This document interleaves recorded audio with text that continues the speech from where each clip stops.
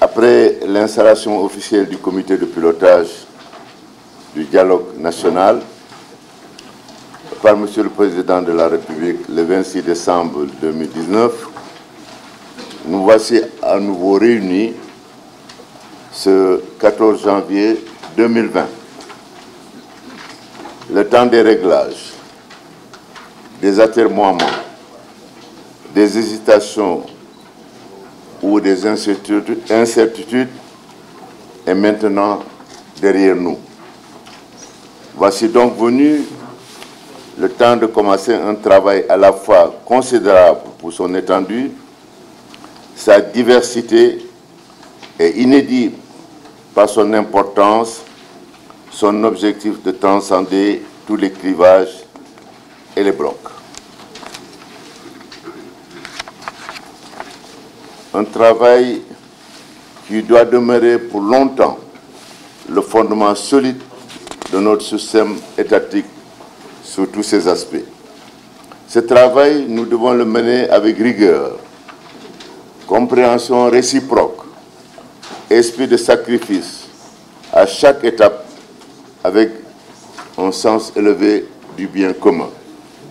Je vous invite donc d'ores et déjà à nous retrousser les manches pour faire face avec courage et abnégation à la tâche exaltante qui nous attend.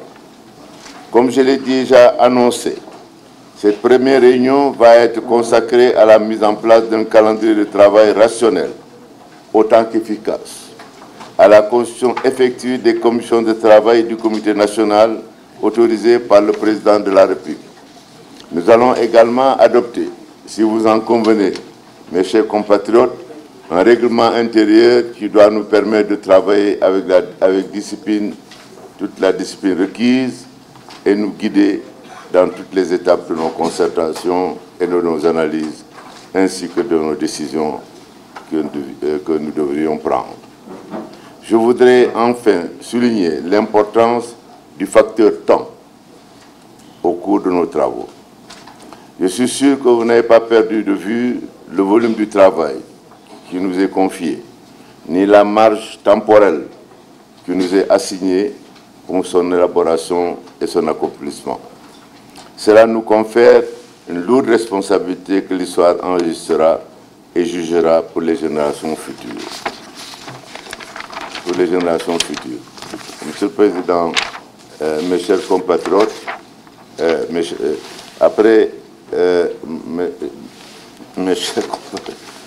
après ces mots, je voudrais vous dire quel a été le bonheur que j'ai éprouvé d'accepter de présider la rencontre de ce matin.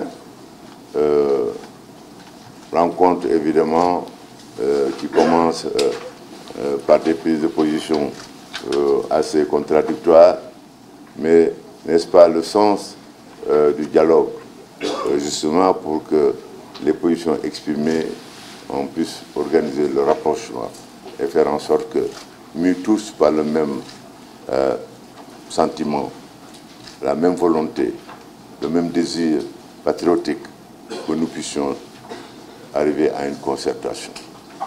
L'objectif n'est pas de régler les problèmes de tel ou tel groupe, ni de regarder ce que souhaitent des préoccupations particulières.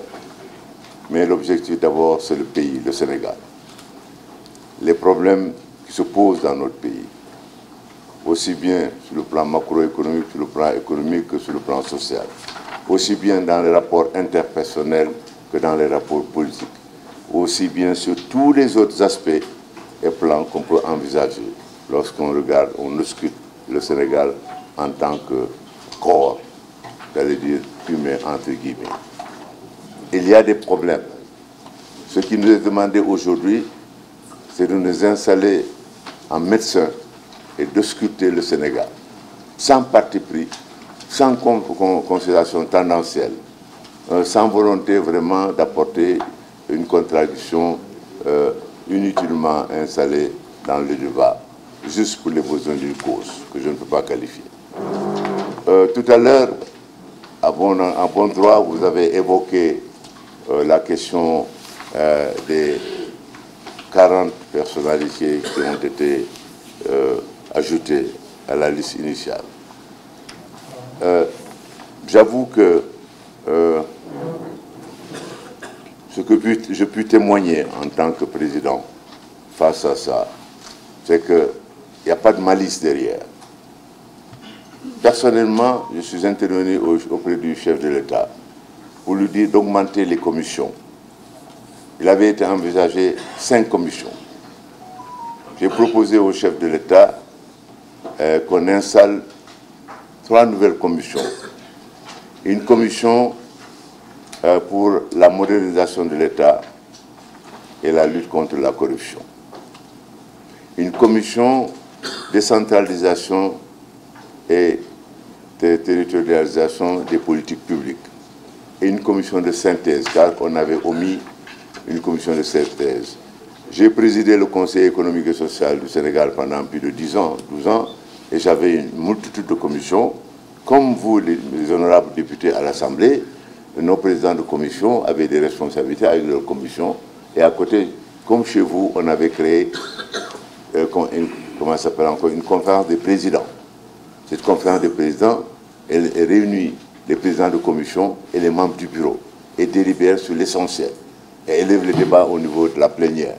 Et un peu, c'est cela que j'ai sur la langue que j'avais envisagée dans ma tête, si les conditions du débat le permettaient, d'amener les uns et les autres à accepter l'idée que les commissions que nous allons installer soient des commissions responsabilisées, parce qu'il y aura un président et ses 2 collaborateurs, puissent entourer de compétences. Il est même permis à un président de commission, si des compétents existent qui ne sont pas membres du comité, de suggérer qu'on puisse mettre ces compétences à la disposition de la commission pour mouliner mieux les idées qui sont dans la corbeille à idées, ou recruter des idées et les verser dans la corbeille à idées, et avec tout le monde contribuer à leur transformation en éléments de décision à mettre à la table à l'appréciation des membres du comité.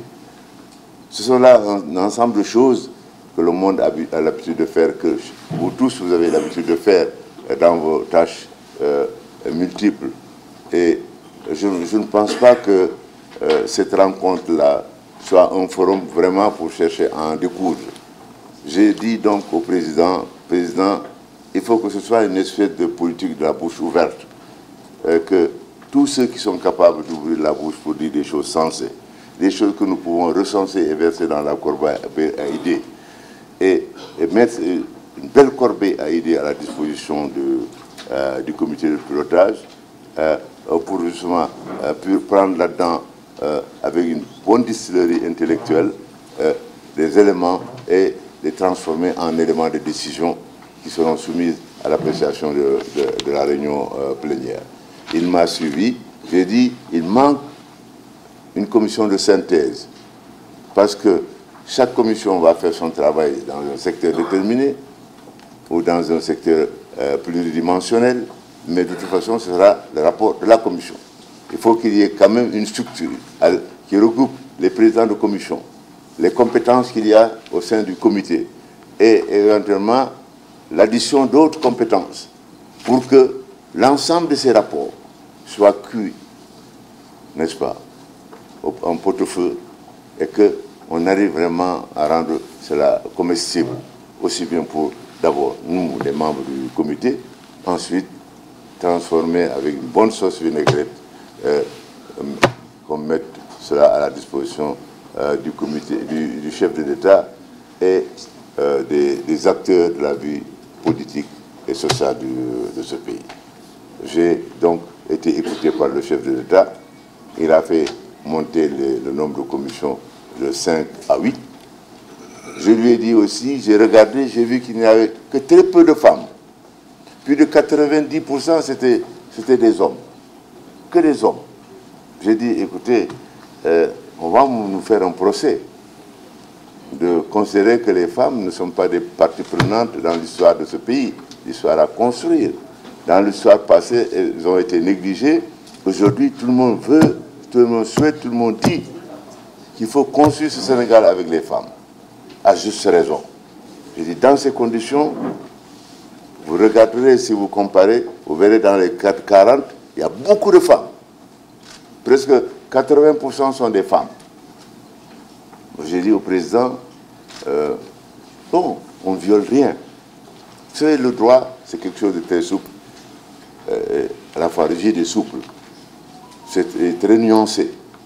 Quand vous maîtrisez bien le droit, vous pouvez lui faire parler le langage de votre choix, qui peut être contesté par ceux qui ne partagent pas votre manière de voir les choses. Mais j'ai dit au président, je pense que rien n'interdit. Chaque fois que j'ai pris une responsabilité quelque part dans la gestion des affaires de l'État et qu'il m'est arrivé d'avoir à prendre une décision délicate, j'ai demandé à mes collaborateurs s'il y avait un texte qui m'interdisait d'aller dans le sens que je souhaite engager le débat. Et s'il n'y a pas de cas, je pars du principe que tout ce qui n'est pas interdit est autorisé. C'est un principe qui est contestable. Encore une fois, c'est une manière de poser des problèmes, de les traiter. Donc j'ai dit, augmentons le nombre de femmes. Donc on a été glané à gauche, à droite, vous voyez, les édictales, beaucoup de femmes de grand mérite qui sont dans cette salle aujourd'hui ont été recrutées dans ce cadre-là. Il n'y avait aucune volonté politique derrière. Si quelqu'un me croit capable de dire la vérité, vraiment qu'il accepte ce que je viens de dire là. Il n'y a aucune volonté. Il a fallu cette intervention pour je me dis, au fond peut-être qu'il aurait fallu organiser une concertation. Mais le désir de réparer une erreur, regardez la première ligne, vous verrez, il n'y a que des hommes. On a laissé les femmes en rade. Il n'y a aucune manipulation.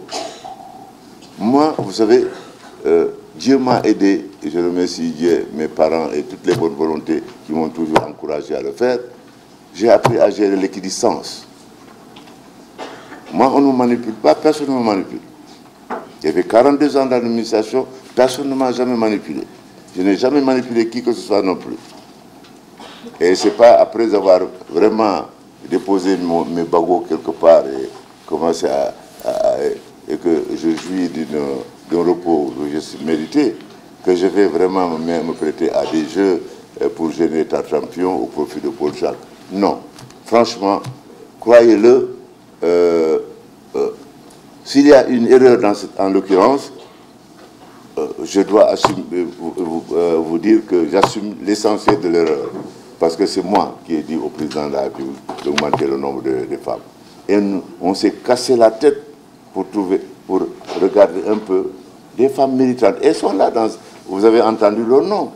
Personne ne peut contester leur qualité intellectuelle, morale, leur probité, leur capacité d'apporter quelque chose dans la corbeille à idée que nous voulons construire ensemble pour pouvoir avancer dans l'intérêt du pays. Voilà ce que je voulais dire. Je ne cherche pas à dédouaner le président ni à dédouaner qui que ce soit. Mais ce n'est pas parce qu'on s'est enfermé pour dire mettons ceci, augmentons un taux. Non, c'est moi qui ai proposé qu'on répare une erreur. Alors, s'il faut en vouloir à quelqu'un, mes chers amis, fusillez-moi.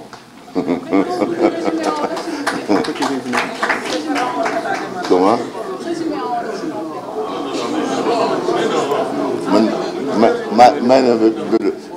C'est mon honneur que le président n'est pour rien dans cette affaire. Voilà, c'est moi. Voilà. Sur ces propos, je déclare ouverte la première session du comité de pilotage du dialogue national. Je vous remercie. Nous allons libérer la presse.